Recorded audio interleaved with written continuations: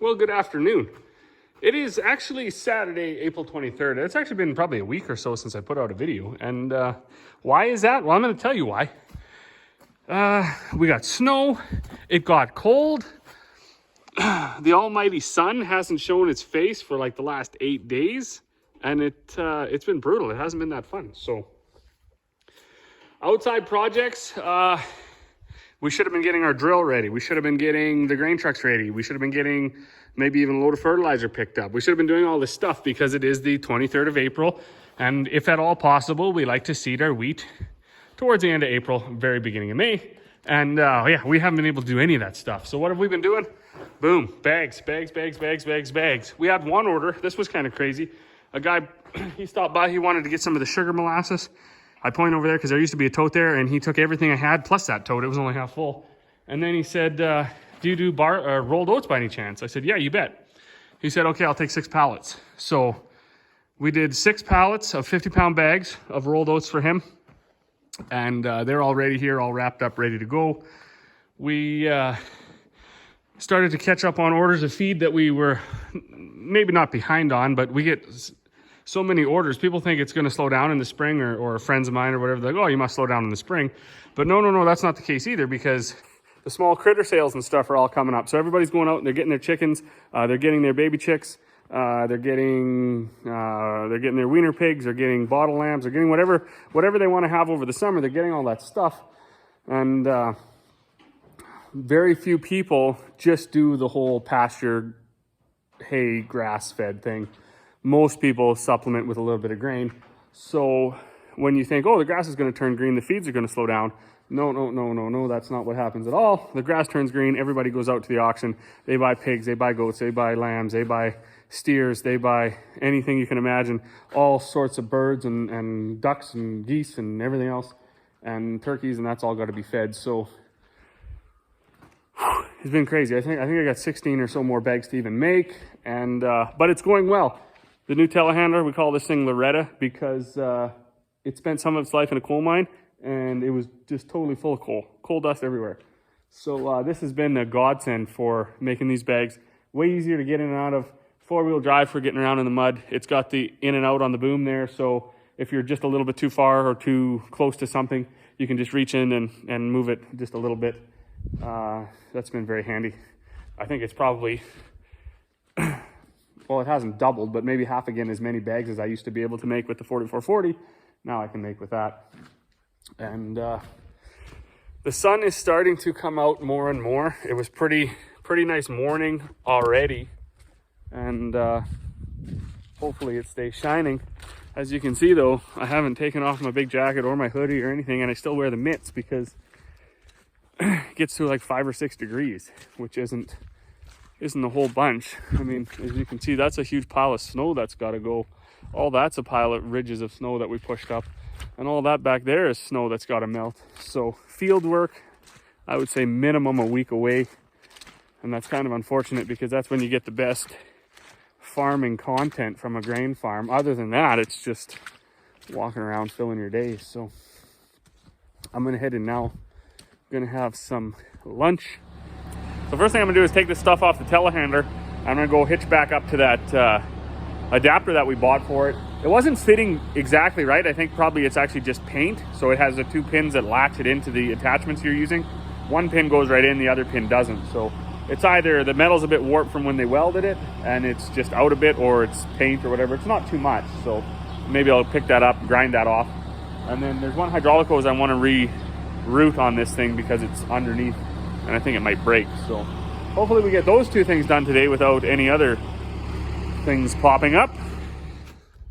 So everything's all hitched up here. The problem I was having, so these wedges here, where are they at? They kind of a spring retained situation. You pull it's hard to see anything on this one. Anyways, there's a lever back here. You pull it, goes up and down, and it just locks the attachment into place. But they were For whatever reason, the adapter to the attachment wasn't going far enough in, so I just took the grinder and I took a little bit of iron away from there. So now they fit and they lock in, because there's nothing more reckless than operating stuff when things are only half latched in.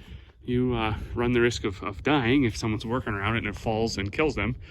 But you also run the risk of destroying everything, because if stuff's not latched properly, the pins bend. If the attachment is only half on and you start really reefing on it or something, then it can bend and break as well. So best to have this all working properly.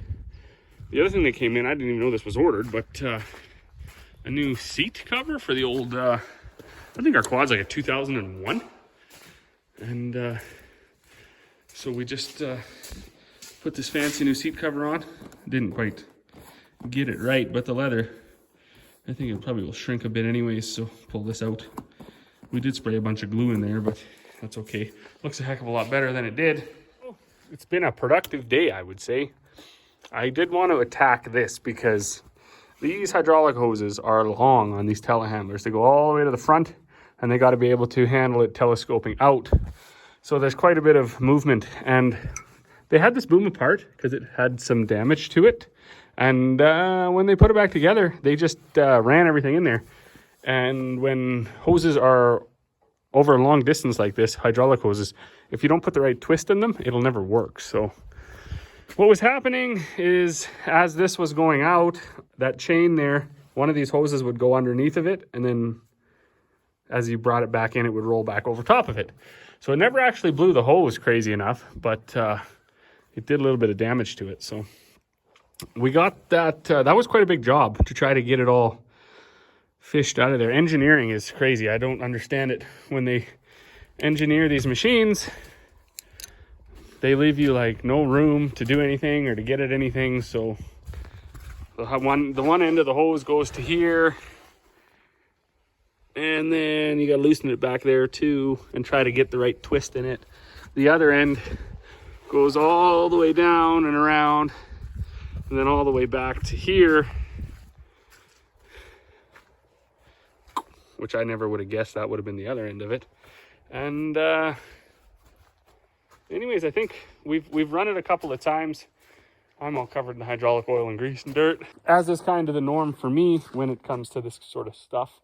I don't know how to do it right or stay clean, so I just end up filthy.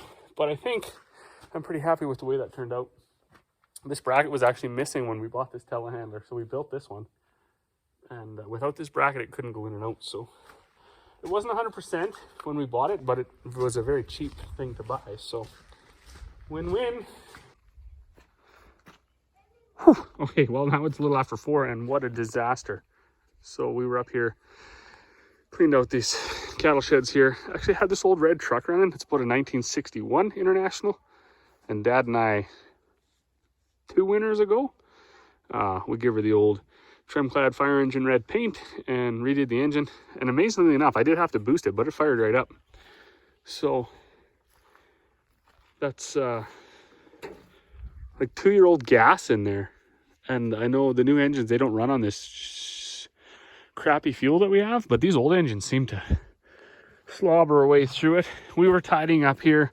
We had the bags of feed over on that side, but there's a gradual downhill. So as you can see, the ruts and everything, it's totally gross up here.